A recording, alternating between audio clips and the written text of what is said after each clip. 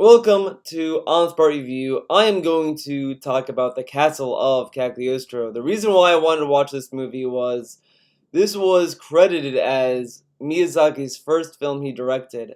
So I was very curious to see what this movie was because I've just seen all these other Miyazaki films and I'm currently working on the thumbnail to to go along with that review. And in that review, I mentioned how I've never seen the Castle of Cagliostro yet, and I've also mentioned how, you go to early works of Miyazaki, like Castle in the Sky, Nausicaa, those have aged incredibly. Like, a lot of times when I've seen those movies, it is just like, it blows my mind how these were done so early in his career, and they look so good. They look like they were done, like, in the late 90s, early 2000s, and it's like, these were his earlier works, and it's like, it blows my mind. And I said, like, as far as, like, you look at Disney animated films, they've aged well too, but they you could definitely tell that like the Little Mermaid, etc., were made in certain years of Disney. You could definitely tell that. Uh, of Cagliostro, I think, is one of his movies that has definitely aged, and you can definitely tell that this was an '80s movie, just by the production of it and how it looks. It's not a bad thing either, but at a point with anime and stuff that gets dubbed, they never really get enough budget to get good actors or anything. It's a very rough time. A lot of shows got edited down to be for kids because of all this stuff. Like, it's never really anime never was never really looked at as it is now. So when they made this movie dubbed, they couldn't get all these good actors. However, there are two dubs that exist, and I don't know what dub Netflix used for their to show this movie. So I don't know what dub I listened to be honest. So I can't really talk much about the dub, but it isn't the dub I heard. It sounded like it was decent. It did its job, but it was just like they couldn't. It just didn't something they couldn't get good actors to do it, so they just kind of stuck with what they could get. But they did a good job overall. I think that the bad actors that they had were mostly. I think the Interpol guy was a pretty bad VA. I think he just kind of. It was like they just kind of gave him it, got him, and it's like, all right, you're an Interpol guy. Okay. I'm gonna get you, and it's like, okay, whatever. I mean, it wasn't bad, but it was just kind of like, yeah, they I feel like they could have gone someone a little bit better, but as I said, you could definitely tell this was a earlier movie in his career. The animation is solid, but it's still not as gorgeous or jaw dropping as Miyazaki's other films. To me, Castle Cagliostro felt like it was a movie that they gave to Miyazaki to kind of prove himself. It was kind of like, this guy's been working in animation for so long. Let's just give him a movie and see how he does it. Let's give it to him, and etc. And they gave him this movie, and he kind of proved himself. And I feel like this movie kind of gave Miyazaki enough of a platform for him to do his own projects. And I think over time he kind of proved himself with more movies, etc. And I think House in the Sky was the one that really also kind of put him on the map as well, because he got Mark Hamill in that movie, and then you have Nausicaa, who has uh oh my god, I keep forgetting his name. Picard guy. Is it Jon Stewart? Patrick Stewart, not Jon Stewart. Jon Stewart's the comedian dude. Patrick Stewart. They got him to be the that Lord guy. Pretty cool dude. Um, so I think Castle of Cagliostro was one of the movies that helped him kind of get his platform in animation in Japan, and then it went on from there. So the animation is nice. It is gorgeous in its own way. It's very charming and reserved. The stuff that I really liked was, you can definitely tell that it's reserved in in a lot of areas, but there's these little moments where you can definitely see it's just these very intricate scenes, like in the beginning of the movie when they're doing this car chase and they're trying to catch up. And Lupin has like do this like big pump motion in the car, and he has all these like little levers and gears and stuff that goes on. And it's very, very detailed, and I really loved that aspect of that movie. It was so like cool to see these little gadgets, and I think that's what really made me love the Castle of Cagliostro the most was just the little gadgets that were being used and how detailed the animation was in those little scenes. Like it wasn't as jaw dropping as his other films, but it made up for it in these little scenes that had these little like contraptions that was going on. Uh, the characters are nice. I've never seen a Lupin the Third product. As a kid when I was growing up, Adult Swim would always play Lupin the Third, and I always change the channel because the animation never really resonated for me as a kid. But now when watching this movie, I'm definitely interested in seeing the show. Now I'm more interested, and I think Castle Cagliostro is a good entry point for people who've never seen Lupin the Third, because there's not a lot of knowledge you need to know. I'm sure like longtime fans would, find a lot of stuff that they would love in this movie and be like, "Oh my god, he did this and it, etc." But uh I think for a standalone movie, it's a good entry point for people to kind of know the character, etc. So I really like the characters. I really like Lupin. He's such a goofy guy. I do like that. I don't know. I kind of like. I think in the show they keep referring to him as like a monkey, kind of like they keep making connections of him and a monkey. Well, in the Castle of Cagliostro, they kept calling him the wolf. So I don't know if that it was just a edit change or if that's like whatever, but I know like I feel like that they keep connecting to a monkey in the manga, maybe I don't know, whatever. So and I do see that in the design of Lupin. He does have a lot of similar traits as a monkey. He has a big grin that you could see in a cartoonish monkey, whatever.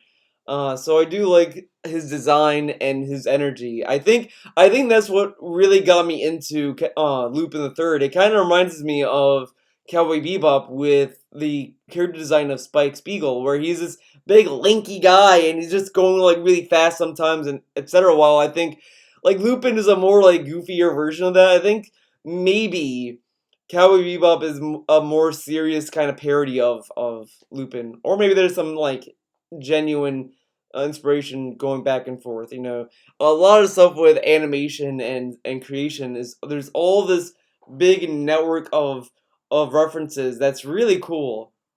But that's just besides the point. Let's get back onto the Castle Cagliostro. I the villain is cool. He's interesting though. I do think that he looked better in the like the helmet design that you see in the movie posters, etc. Once you took that off, I was just like, this guy looks so fucking whatever. He kind of looks like a like a background character almost. I feel like it would have worked if he was voiced by Mark Hamill, but they didn't get him, so it was just kind of a missed opportunity. I feel with that. Uh, so he's whatever. The princess, I will say the princess looked like the most Miyazaki character I have seen in this movie. All like, because I know like Lupin the Third is a property. He's a manga character, etc. He's an existing property. Uh, and I just feel like they gave him this movie and Miyazaki was like, oh, I'm just gonna design this princess character and just kind of make her like look like a character of mine or whatever.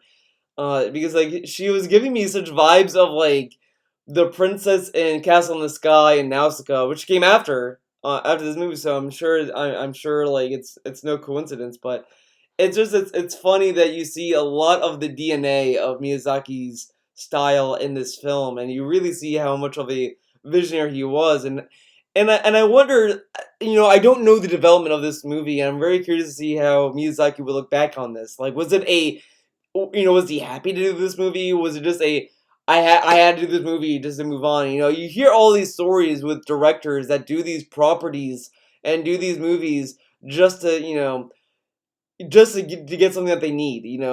There's this kind of scratch my back, and I'll scratch your back kind of thing going on with Hollywood and all this kind of stuff, because that's how you kind of get a name out there. You have to put the grind into a lot of these properties, and then maybe they'll trust you with something else, and then you kind of climb up the ladder. And I just wonder if this was one of those moments where Miyazaki was like, hey, I'll just do it and see what happens, or if it was just like, yeah, oh man, I really want to do a Lupin movie. I'm just curious to see what his opinion of this movie was retrospectively, I don't know if you really mentioned this. I kind of want to get into this, into a lot of this stuff with Miyazaki. I guess. I mean, I got this newfound appreciation with him. I always liked him when I was growing up. I appreciated his work. But even though I fell asleep in a lot of his movies, I appreciated the um the craft he did. And that's why, well, I wanted to rewatch those movies recently. But with this, it was a very interesting thing to see. I think if you really want to appreciate and admire Miyazaki as an animator, I think this is definitely worth checking out. If you're not seeing a Lupin the Third movie, I think this, or a Lupin the Third anything, I think this is also worth checking out. But let's get into the story. The story is very straightforward, and it's interesting. I do like the story. You follow Lupin, obviously, who just robbed a casino, and as he's getting away, he realizes that the money is counterfeit, and he wants to find out who counterfeited the money, and he wants to kind of chase it down and take over the operation. So that leads him to the Castle Cagliostro. He sees this woman running away. He tries to help her out, and he gets kind of roped into this kind of plot where the Count wants to marry her to get to cement his power and to find out this hidden treasure of their people, etc. And it's a very traditional story in the grand scheme of things. You step back and look at it, it's very like, okay, this is a very, down to earth plot, and it kind of makes me think of Castle in the Sky now that I think about it. But uh the story overall with Castle Cagliostro is very straightforward and interesting. But the thing I love the most about this story is that it's kind of a goofy plot, and the tone is just kind of comedic. They have this very deep conspiracy about the counterfeit money because it's so vast and it's so intertwined with the world economy that they can't really bust the count, because then that would just kind of crash the world economy. And I just love how deep that conspiracy is. It's so like gonzo at that point, because like you're invested with this whole plot of like, oh, this guy's gonna marry her, and you just think it's this little self-contained drama, but then you get introduced to this wider web of conspiracy, and it's just like it doesn't really go anywhere. It's introduced, and you never really see it go anywhere, and I just love the conflict with that and the Interpol guy. Which I also like. I do like the character. The voice actors, whatever, but I like the character. Because I just love how he's just so like, I'm gonna get Lupin, and this and that is this cartoonish cat and mouse game that they play with each other, with Lupin and that guy. I do like a lot of that with this film. There's a lot of that with it, and I really, really loved how goofy the story, the characters are. The whole conflict with the Count and the princess and Lupin is interesting. I think the only thing that's not very well developed is and again, I don't know if it's the fault of the dub that I got witness to, but it was kind of implied that the Count knew who Lupin was, but they never really touch up on that relationship. Now I have a feeling, I have a hunch that the sub kind of gets into that a little bit more, but I'm a filthy dubber, so I watched it dubbed, and again, I don't know what dub I've watched.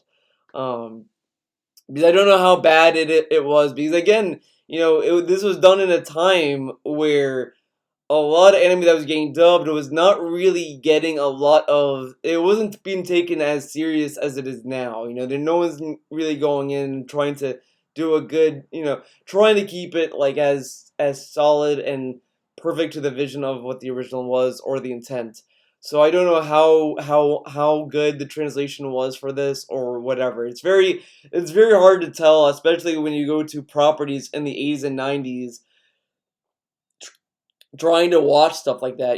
I recently watched Tenchi Muyo and Tenchi Universe, and that is also a victim of that era where it's like these dubs are very goofy, and to me it's charming. I always love how goofy some dubs are, and Castle Cagliostro kind of hits that same note where it's like the dub may not be great or perfect, but I just love the charm it has. There is a charm that goes into this movie from all levels, be it the story, animation, music and voice acting, all this stuff.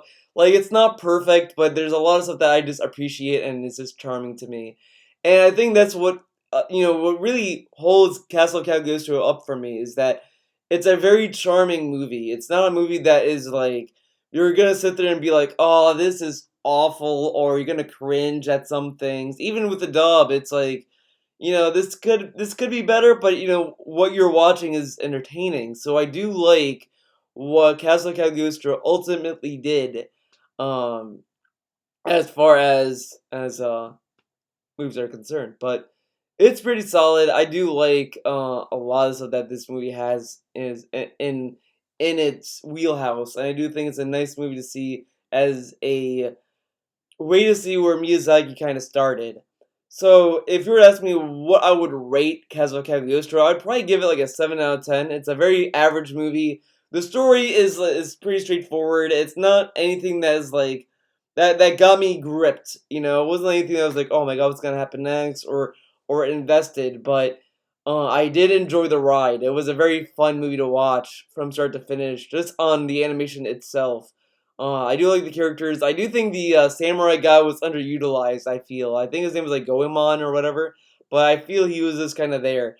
But I do appreciate a lot of the stuff that they kind of introduced. There was some stuff in the story that I thought was a little weird with the princess and Lupin's kind of relationship with her because,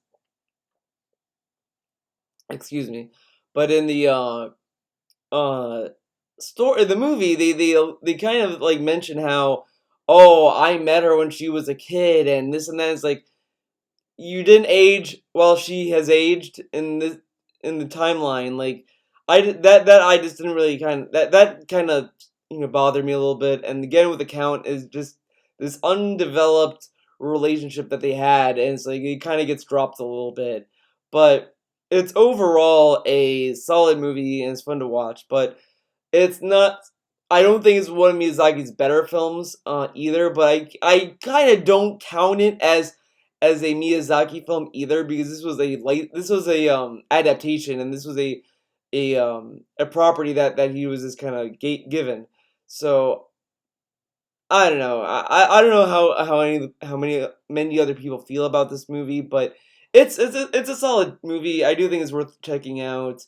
But it was one that was just kind of like, yeah, this is nice. There's stuff I like in it, and there's stuff that could be a little bit better. But it's a overall a enjoyable feature to say the least. So that is my review. I give it a 7 out of 10. It's pretty fun. I do recommend it. It's on Netflix. So check it out if you want. Subbed or dubbed, whichever, pick your poison.